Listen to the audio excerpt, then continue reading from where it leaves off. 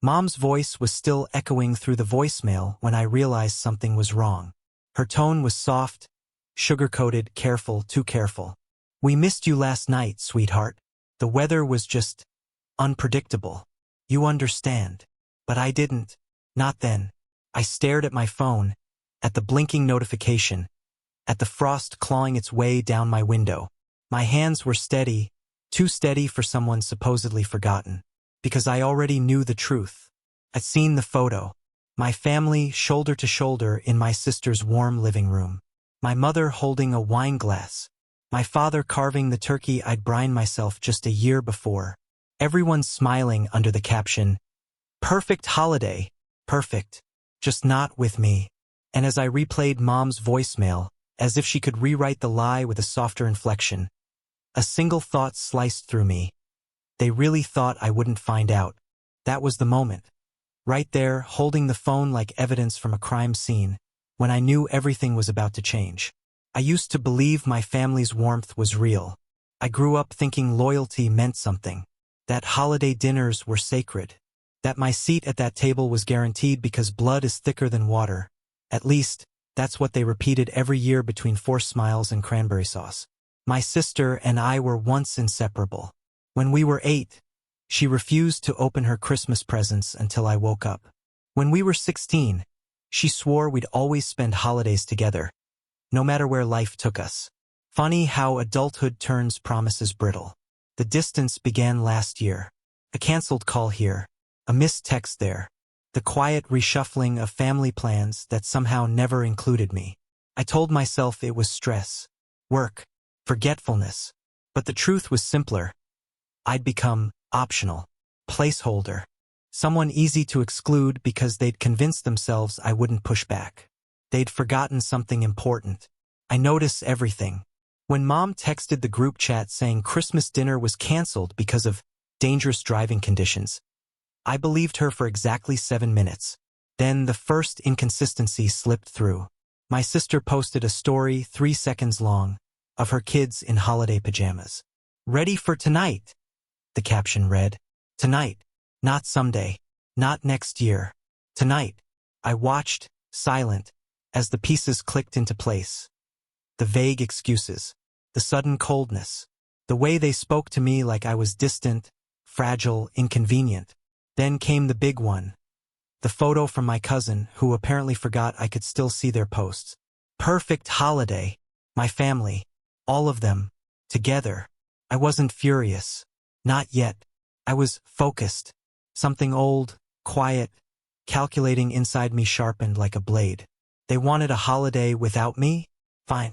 I'd give them one they'd never forget. Revenge is often loud, impulsive, messy. Mine was silent, slow, surgical. I didn't yell. I didn't confront anyone. I didn't beg for explanations or send long emotional texts. No, I did something far worse. I started planning. I made lists, financial, legal, personal, things I'd done for them over the years that no one ever acknowledged.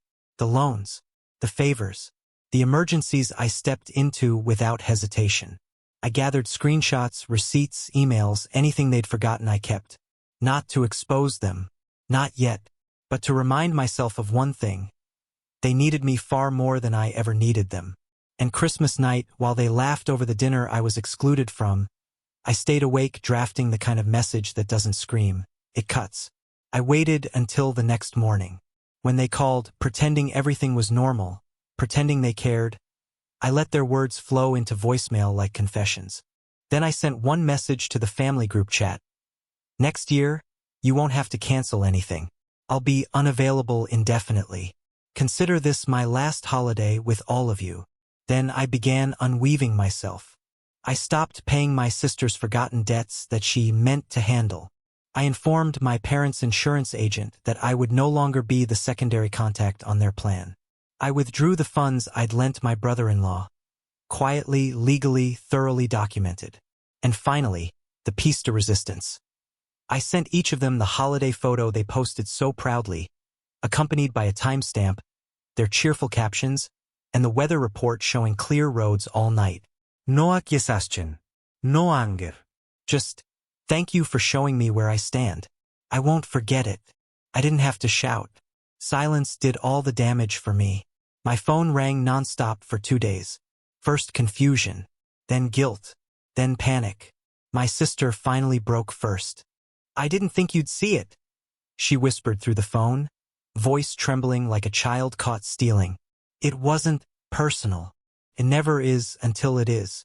I let her ramble, let her scrape for excuses, let her feel the weight of her own choices. Then I delivered the only line she deserved. You made a family decision. I'm simply honoring it.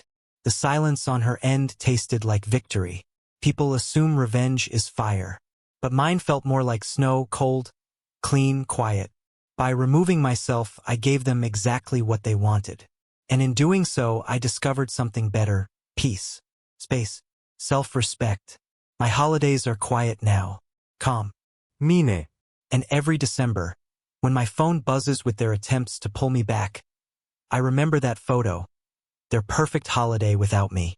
I smile, because they taught me the most important lesson. Sometimes the real revenge is letting people live with the lives they chose. And I chose a new one without them.